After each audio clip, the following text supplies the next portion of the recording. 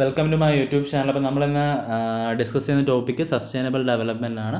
അപ്പം എന്താണ് ഇതിൻ്റെ ഡെഫിനിഷൻ, എന്താണ് ഇതിൻ്റെ എക്സാമ്പിൾസ്, പിന്നെ ഇത് എങ്ങനെ അച്ചീവ് ചെയ്യാം, പിന്നെ ഒരു സ്കൂൾ തലത്തിൽ എങ്ങനെ നമുക്ക് സസ്റ്റൈനബിൾ ഡെവലപ്മെൻറ്റ് കുട്ടികളിലേക്ക് എത്തിക്കാം, ഇത്രയധികം കാര്യങ്ങളാണ് നമുക്ക് ഈ ഒരു ടോപ്പിക്കിൽ പഠിക്കാനുള്ളത്. അപ്പോൾ എനിക്ക് നിങ്ങളോട് ആദ്യം തന്നെ പറയേണ്ട കാര്യം എന്ന് വെച്ച് കഴിഞ്ഞാൽ, ഈ സസ്റ്റൈനബിൾ ഡെവലപ്മെൻറ്റ്, അതേപോലെ ജെൻഡർ ഇനിക്വാളിറ്റി, ജെൻഡർ ഡിഫറൻസ്, ഇങ്ങനെയുള്ള ടോപ്പിക്സ് വരുമ്പോൾ അതിൻ്റെ ഒരു എക്സാമ്പിൾ കൂടെ, നല്ല 2-3 എക്സാമ്പിൾ കൂടെ പഠിച്ച് വെച്ചിട്ട് പോവുക. കാരണം എപ്പോഴും നമുക്ക് കാണുന്ന ചോദ്യങ്ങളാണ്, എക്സാമ്പിൾസ് ചോദിക്കാം, gender inequality in political contest, ഇങ്ങനെയൊക്കെ ചോദിക്കുമ്പോൾ നമുക്ക് ആ ഒരു സമയത്ത് എക്സാമ്പിൾസ് ചിലപ്പോഴെങ്കിലും നമ്മുടെ സമയം കുറേ കളയുന്ന ക്വസ്റ്റ്യൻസാണിത്. അതുകൊണ്ട് തന്നെ നേരത്തെ എക്സാമ്പിൾസ് നോക്കി വെച്ചിട്ട് പോവുക. ഇനി നമുക്ക് നമ്മുടെ ടോപ്പിക്കിലേക്ക് വരാം. ഈ ഒരു ടേം ആദ്യമായിട്ട് കൊണ്ടുവന്നത് 1980-ലാണ്. പക്ഷേ ഇതിനെക്കുറിച്ച് കൃത്യമായിട്ട് ഡിഫൈൻ ചെയ്തത് അവർ കോമൺ ഫ്യൂച്ചർ എന്നുള്ള 1987-ലെ ഒരു റിപ്പോർട്ടാണ്. അപ്പം അവർ കോമൺ ഫ്യൂച്ചർ എന്ന് പറയുന്ന ആ റിപ്പോർട്ടിൻ്റെ പേരിൽ നിന്ന് തന്നെ എന്താണ് സസ്റ്റൈനബിൾ ഡെവലപ്മെൻറ്റ് എന്ന് നമുക്ക് മനസ്സിലാക്കാം. ഇപ്പോൾ നമുക്കൊരു പ്രസൻറ്റ് സിറ്റുവേഷൻ ഉണ്ട്, ഇനി കുറേ അധികം ഫ്യൂച്ചർ ജനറേഷൻസ് വരാനും ഉണ്ട്. അപ്പം നമ്മുടെ നീഡ്സ് സാറ്റിസ്ഫൈ ചെയ്യുന്നതിനോടൊപ്പം തന്നെ നമ്മുടെ ഫ്യൂച്ചർ ജനറേഷൻസിന് അവരുടെ നീഡ്സ് സാറ്റിസ്ഫൈ ചെയ്യാനുള്ളൊരു സാഹചര്യം കൂടെ നമ്മൾ ഒരുക്കി കൊടുക്കണം, അല്ലെങ്കിൽ ആ സാഹചര്യം നമ്മൾ നശിപ്പിക്കാതിരിക്കണം. ഇത് തന്നെയാണ് സസ്റ്റൈനബിൾ ഡെവലപ്മെൻറ്റിൽ പറഞ്ഞ് വെക്കുന്നത്. നമുക്കതിൻ്റെ ഡെഫിനിഷൻ ഒന്ന് നോക്കാം. It is a development that meets the need of present without compromising the ability of future generations to meet their own needs. ഈ ഒരു ഡെഫിനിഷൻ പഠിക്കാനായിട്ട് പ്രത്യേകിച്ച് യാതൊരുവിധ ബുദ്ധിമുട്ടുകളും ഇല്ല. നമുക്ക് ഏതെങ്കിലും ഒരു എക്സാമ്പിൾ ഓർത്ത് വെച്ചിട്ട് പോയാലും മതി.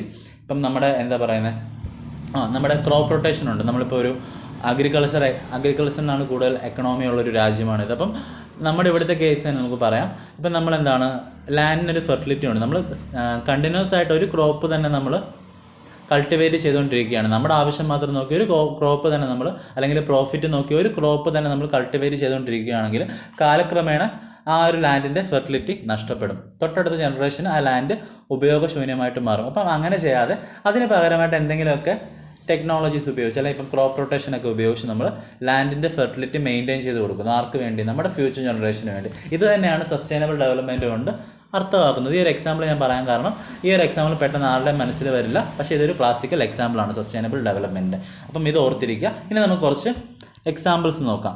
അപ്പം പ്രധാനമായിട്ടും wind energy, solar energy, crop rotation, water efficient fixtures, green spaces, ഇതെല്ലാം സസ്റ്റൈനബിൾ ഡെവലപ്മെൻറ്റ് എക്സാമ്പിൾസ് ആണ്. എന്തുകൊണ്ടാണ് ഇത് സസ്റ്റൈനബിൾ ഡെവലപ്മെൻറ്റ് എക്സാമ്പിൾ ആയത്, എന്തുകൊണ്ടാണത്, അല്ലെങ്കിൽ എങ്ങനെയാണിത് ഫ്യൂച്ചർ ജനറേഷന് ഹെൽപ്പ് ചെയ്യുന്നത്, ഞാൻ ജസ്റ്റ് ഒന്ന് പറഞ്ഞു പോകാം.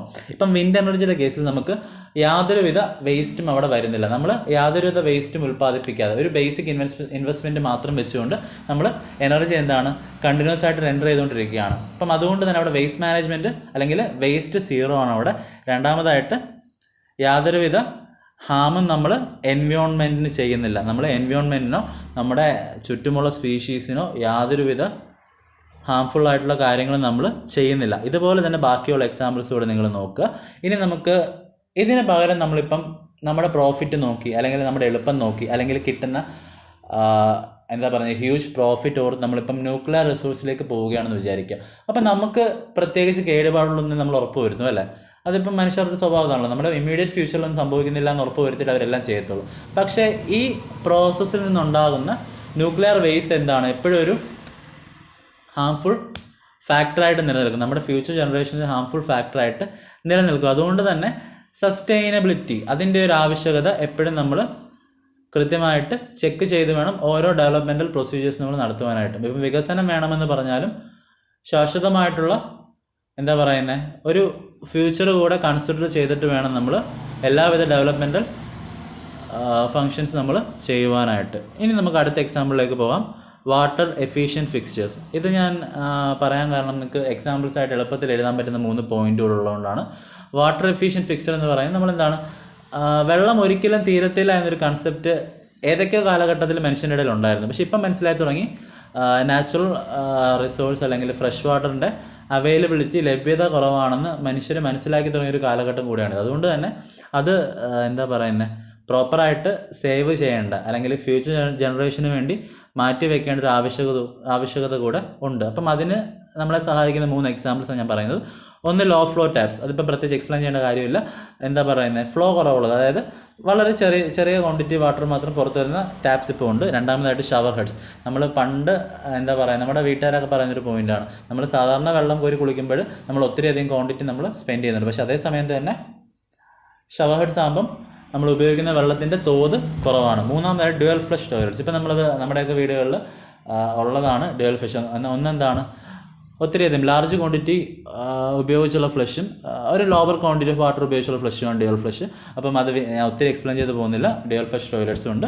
പിന്നെ അതേപോലെ തന്നെ ഗ്രീൻ സ്പേസിൽ ഇപ്പം എല്ലാം വരുന്നുണ്ട്. നാച്ചുറൽ നമ്മളിപ്പം ഹോട്ട്സ്പോട്ടാക്കി മാറ്റുന്ന ഏരിയകളുണ്ട്. അതേപോലെ തന്നെ വെറ്റ് ലാൻഡ്സ് ഉണ്ട്. അപ്പം ഇതെല്ലാം നമ്മുടെ ഒരു സസ്റ്റൈനബിൾ ഡെവലപ്മെൻറ്റ് സഹായിക്കുന്ന കാര്യങ്ങളായിട്ട് നിലനിൽക്കുന്നത്. എങ്ങനെയാണ് ഇപ്പം വെറ്റ് ലാൻഡ്സ് ഒരു സസ്റ്റൈനബിൾ ഡെവലപ്മെൻറ്റ് എന്നതിനേക്കാൾ ഉപരി നമുക്ക് തന്നെ ഒരു ഹെൽപ്ഫുൾ ആയിട്ടുള്ള കാര്യമായിട്ട് നിലനിൽക്കുന്ന ഒന്നാണ്. അതായത് ഇപ്പം നമുക്കിപ്പം എന്താണ് പൊല്യൂഷൻ, ഒരു എയർ പൊല്യൂഷൻ അണ്ടർ ചെക്ക് നിർത്താനായിട്ട് സഹായിക്കുന്ന ഒന്നാണ് maintenance of hotspots and natural reserves. അപ്പം ഇത്രയധികം കാര്യങ്ങളാണ് എക്സാമ്പിൾസ് ആയിട്ടുള്ളത്. ഇനി എങ്ങനെ നമുക്ക് സസ്റ്റൈനബിൾ ഡെവലപ്മെൻറ്റ് അച്ചീവ് ചെയ്യാം, അതിനെക്കുറിച്ചുള്ളൊരു 4-5 പോയിൻ്റ് കൂടെ നോക്കാം.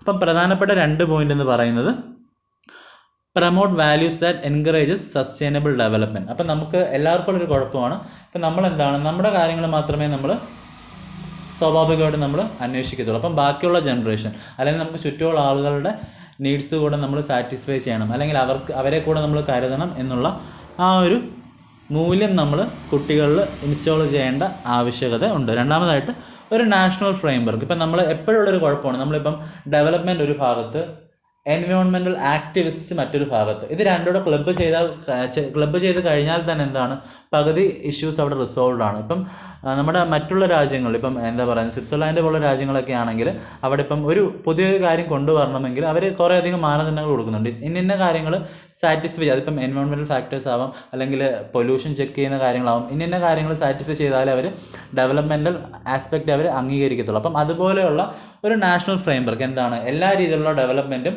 ഇങ്ങനെയുള്ള ആക്ടിവിസ്റ്റുകളെ കൺസർവേഷൻ മാൻഡേറ്ററി ആയിട്ടുള്ള കാര്യങ്ങളെല്ലാം കൂടെ ക്ലബ്ബ് ചെയ്യുന്നൊരു നാഷണൽ ഫ്രെയിംവർക്ക് നമ്മൾ സെറ്റപ്പ് ചെയ്തേ പറ്റത്തുള്ളൂ. ഇനിയുള്ള 3ാമത്തെ പോയിന്റ് എന്ന് പറയുന്നത് ഒരു എൻവയോൺമെൻറ്റൽ എത്തിക്സിനെ കുറിച്ച് കുട്ടികളെ പഠിപ്പിക്കുക. എന്തൊക്കെയാണ് എൻവയോൺമെൻറ്റൽ എത്തിക്സ്? നമ്മളിപ്പോൾ എറ്റിക്കറ്റിനെ കുറിച്ചൊക്കെ പഠിപ്പിക്കാറുണ്ടല്ലേ. അപ്പം ഒരു എൻവയോൺമെൻറ്റിൽ ഫോളോ ചെയ്യേണ്ട ഒരു കൃത്യമായിട്ടുള്ള എത്തിക്കൽ ആൻഡ് മോറൽ വാല്യൂസ് നമ്മൾ കുട്ടികളിലേക്ക് എത്തിക്കണം. രണ്ടാമതായിട്ട് ചേഞ്ച് ഇൻ ആറ്റിറ്റ്യൂഡ്. ഇപ്പം നമ്മുടെ ഒരു ആറ്റിറ്റ്യൂഡ് ഒരു ചേഞ്ച് ഇല്ലെങ്കിൽ നമ്മൾ എന്താണ്, വീണ്ടും നമ്മൾ പഴയ കാര്യങ്ങൾ തന്നെയായിരിക്കും ചെയ്തു പോകുന്നത്. എന്തുകൊണ്ടാണ് ആ ഒരു കാര്യം ചെയ്യേണ്ടത് എന്ന് വേണം നമ്മൾ ആദ്യമായിട്ട്, അല്ലാതെ വെറുതെ ഇപ്പം അത് ചെയ്യരുത് ഇത് ചെയ്യരുതെന്ന് പറഞ്ഞിട്ട് കാര്യമില്ല. നമ്മൾ എന്തുകൊണ്ടാണ് അത് ചെയ്യാൻ പാടില്ലാത്തത് എന്ന് വേണം കുട്ടികൾക്ക് പറഞ്ഞു കൊടുക്കാനായിട്ട്. 3ാമത്തെ lifestyle. 4 prudent use. Prudent എന്ന് പറയുന്നത് wise use of natural resource and creating awareness. And last point എന്ന് പറയുന്നത് വിത്തൗട്ട് ഹാമിങ് എൻവയോൺമെൻറ്റ് ആൻഡ് അതർ സ്പീഷീസ് ആയിരിക്കണം നമ്മുടെ എല്ലാവിധ ഡെവലപ്മെൻറ്റുകളും. അപ്പം ഈ ഇത്രയും കൺസെപ്റ്റ് നമ്മൾ കുട്ടികളിലേക്ക് എത്തിച്ചു കഴിഞ്ഞാൽ സസ്റ്റൈനബിൾ ഡെവലപ്മെൻറ്റ് എന്താണ്, അവർ ഏറെക്കുറെ പരിശ്രമിച്ചോളും. നമുക്കിനി പ്രധാനമായിട്ടുള്ള ഒരു 4 പോയിൻ്റ് കൂടെ നോക്കാം. ഇത് അഡീഷണൽ പോയിൻറ്റ്സാണ്, നിങ്ങൾക്ക് ഈ വീഡിയോ പോസ് ചെയ്തിട്ട് എഴുതിയെടുക്കാം. നിങ്ങളുടെ ഒരു അണ്ടർസ്റ്റാൻഡിങ് കൂട്ടാൻ വേണ്ടി മാത്രം ഞാൻ ആഡ് ചെയ്തൊരു 4 പോയിൻറ്റ്സാണ്.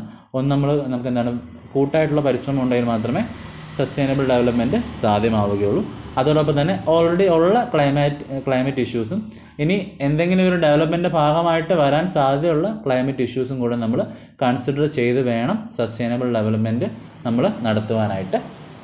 3ാമത്തെ പോയിൻ്റ് എക്കണോമിക്സ്. ഇപ്പം നമ്മുടെ ഏറ്റവും വലിയൊരു വിപത്തായിട്ട് വന്നുകൊണ്ടിരിക്കുന്ന കാര്യമാണ്, ഇപ്പം ഒത്തിരിയധികം പ്രോഫിറ്റ് ഉണ്ടാക്കാൻ സാധ്യതയുള്ള ഇൻഡസ്ട്രീസ് ഉണ്ട്. ഇപ്പം ന്യൂക്ലിയർ റിസോഴ്സിൻ്റെ ഇൻഡസ്ട്രീസ് ആയിരിക്കാം, അല്ലെങ്കിൽ കെമിക്കൽ ഇൻഡസ്ട്രീസ് ആയിരിക്കും. നമ്മൾ അതിനെ കൂടുതലായിട്ട് സപ്പോർട്ട് ചെയ്യുന്നൊരു കാലഘട്ടമാണ്. പ്രോഫിറ്റ് പ്രതീക്ഷ തന്നെ മിക്ക രാജ്യങ്ങളും സപ്പോർട്ട് ചെയ്യുന്നൊരു കാലഘട്ടമാണ്. പക്ഷേ ആ ഒരു കാര്യം നമ്മളൊരു എന്താ പറയുന്നത്, അത് ചെക്ക് ചെയ്യേണ്ട ആവശ്യം, അല്ലെങ്കിൽ അത് ചെക്ക് ചെയ്യേണ്ട സമയം അതിക്രമിച്ചിരിക്കുന്നു. ഇനി 4ാമത്തെ പോയിന്റ് എന്ന് പറയുന്നത് എൻഗേജ്. നമ്മളെപ്പോഴും ഫസ്റ്റ് പോയിന്റുമായിട്ട് ബന്ധപ്പെട്ട് തന്നെയാണ് പറയുന്നത്, deliver insights that spark action on sustainable development. ഈ ഇൻസൈറ്റ്സ് നമ്മൾ കുട്ടികൾക്ക് ഒരു പ്രോപ്പറായിട്ടുള്ള ഇൻസൈറ്റ് കൊടുത്തു കഴിഞ്ഞാൽ സസ്റ്റൈനബിൾ ഡെവലപ്മെൻറ്റ് എന്താണെന്നും അത് എങ്ങനെയൊക്കെ സാധ്യമാക്കാൻ പറ്റുമെന്നും, അല്ലെങ്കിൽ നമ്മൾ ഓൾറെഡി എക്സിസ്റ്റിംഗ് ആയിട്ടുള്ള ഡെവലപ്മെൻറ്റ് നോംസ് എങ്ങനെയാണ് നമ്മുടെ പ്രകൃതിയുടെ ഒരു ഇംബാലൻസിന് കാരണമാകുന്നതെന്നൊക്കെ നമ്മൾ പഠിപ്പിച്ചു കൊടുത്തു കഴിഞ്ഞാൽ അതും ഒരു പോസിറ്റീവ് ഇൻറ്റൻ്റ് ആയിട്ട് നിലനിൽക്കുന്ന ഒന്നാണ്. അപ്പം ഇത്രയുമൊക്കെയാണ് സസ്റ്റൈനബിൾ ഡെവലപ്മെൻറ്റിനെ കുറിച്ച് ഉള്ള പോയിൻറ്റ്സ്.